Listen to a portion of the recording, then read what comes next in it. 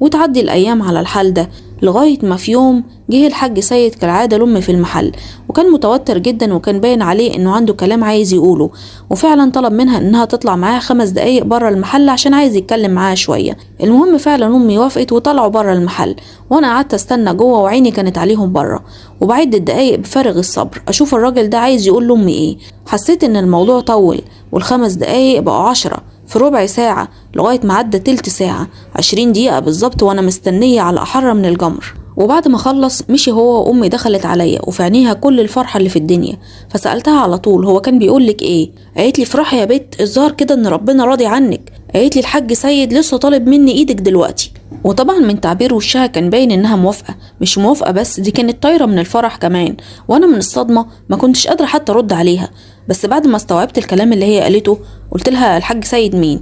الحاج سيد اللي أكبر مني ب40 سنة؟ حضرتك بتقولي إيه؟